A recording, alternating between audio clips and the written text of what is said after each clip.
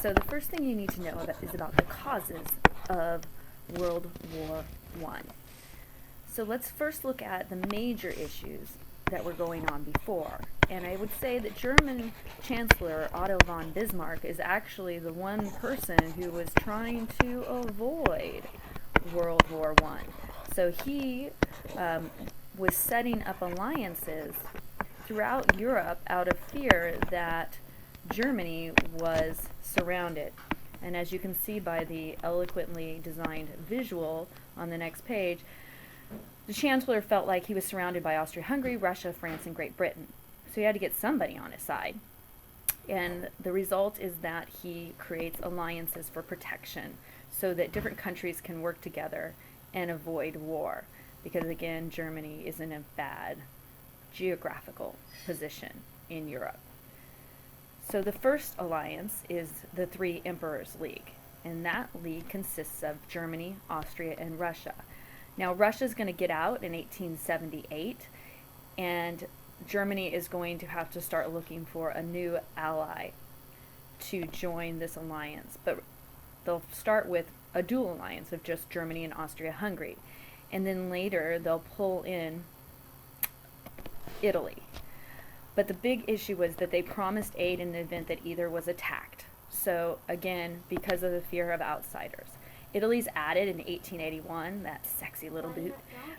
Bismarck and Austria-Hungary really don't want war from Italy. They don't want Italy trying to get back to the unredeemed portions that we talked about from Italian unification, so they put Italy in this alliance.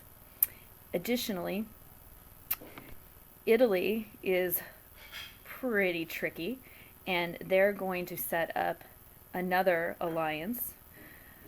It will be secret, and that's another problem with alliances, is that sometimes you have people or countries that don't always do exactly what they say. So as you see in my scrawling writing that is coming here very slowly, there will be a secret alliance that Italy has with Britain. And that alliance promises Italy that Britain will help them, and that Italy, if she gets attacked, will be protected. Now, Bismarck, he is going to have some big problems with Wilhelm II, who is not necessarily trusting his new policies and how Germany doesn't have any colonies. And so Bismarck's still trying to secure peace in Europe. And so he's going to set up a treaty of reassurance with Russia. Oh, look, I spelled reassurance wrong. Will I fix it? I think I do. Anyway, he's going to set up this treaty with Russia that essentially says if either one of the countries, Russia or Germany, get in a fight with another country, they won't come and attack each other. So Russia and Germany will never attack. Again, he's trying to get rid of the idea that there's going to be a two-front war that Germany is going to have to fight, because Germany really thinks that Italy's coming in, or not Italy, that France is going to eventually attack because of the last war that they were in together, Germany and France, with Napoleon III being captured. Oh, look, I erased it. That's right, because guess what? This alliance didn't last. It lasted about 3 years, and Russia said, never mind, and they left the alliance. So now, again, we're back to just that earlier triple alliance of Austria-Hungary, Germany, and Italy. So the triple alliance is Germany, Austria-Hungary, Italy. However, we know Italy's secret. Wilhelm II says bye-bye to the German Chancellor in 1890. He no longer likes his policies. He doesn't feel like Germany is becoming respected in the world. Look at that handlebar mustache. Well done, Mrs. Short. So no more Iron Chancellor in 1890. What will happen next? Who knows? This artist is amazing.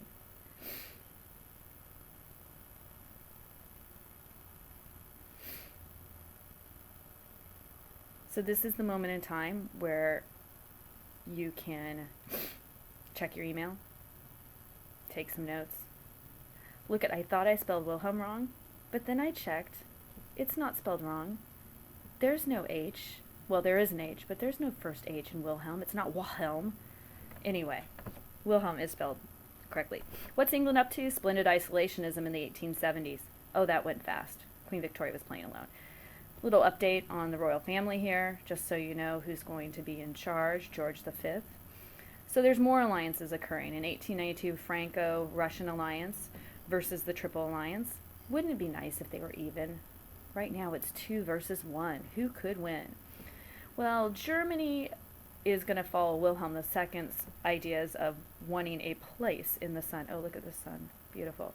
They want a place in the sun. And so they're going to start to strengthen their military and try to expand into Africa and Asia. Now, Queen Victoria was playing alone in her sandbox until that happened. And Great Britain took that as an offense. And they're going to get involved. So how are the Germans going to get to Africa and Asia? They're going to build ships. And yes, those are ships. Those are battleships. They're not boats. They're ships. So they're going to build lots of ships. And when you build lots of ships, you start to get the attention of the British. Look at, they're even sailing in water. So they're getting the attention of the British. They're going to be sailing the ocean blue, looking for territory to conquer. So next, England is going to say, I can't play in my sandbox alone anymore. I need to get involved. So England says, wait, you don't get a place in the sun because the sun never sets on my empire.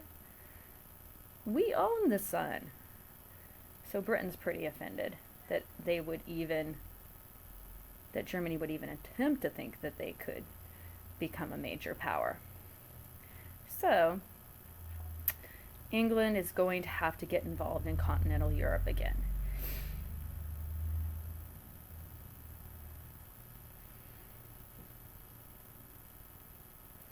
So there's going to be some shipbuilding.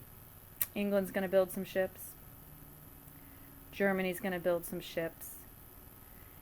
And then they're going to have a little battle to see who built more ships.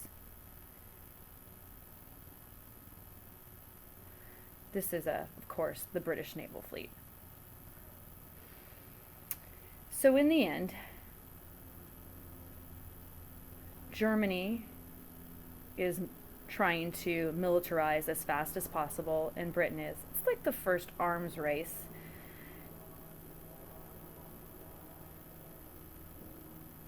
So Britain is going to decide maybe we should keep Germany from getting some territory in Asia, seeing as they're not going to get much of anything in Africa.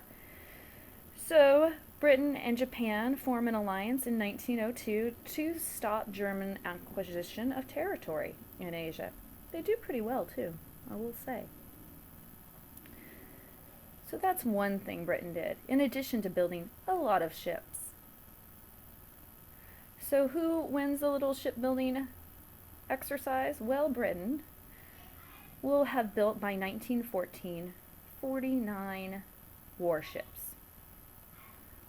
or as I like to call them, battleships. And yes, that is a battleship in water. Germany, on the other hand, also is building ships very quickly. They will have 29 battleships by 1914. So I'm going to go with Britain 1, Germany 0 in this little battle. Notice their ship is sinking. Huh. That's kind of funny. Anyway, we're almost done. Aren't you excited? So in 1904, Britain goes, we got to get in on this. So there's a new alliance that's the Triple Entente. It's Britain, France, and Russia. And each of them says they have a moral obligation to fight if the other one is attacked. But there's no official requirement. So the path to war is going to continue. There's going to be Balkan wars, there's going to be growing nationalism, just a lot of trouble. So what are the causes? Alliances, militarism. Boy, this is taking a while to come up. Oh, imperialism. And last but not least, nationalism. So you got some problems, you got some fertile ground. So all of this is going to come together to equal a major powder keg. Do you guys know what a powder keg is? It holds gunpowder. It looks a lot like this picture. In fact, I'm thinking this is one of the most accurate powder kegs I've ever seen. And a powder keg, in order to be dangerous, needs to have some sort of ignition, something that ignites the fire. What will that be? Oh, I don't know. It's very exciting. We will soon find out. Ooh, what I meant to say was powder keg right there. And you will find out what the match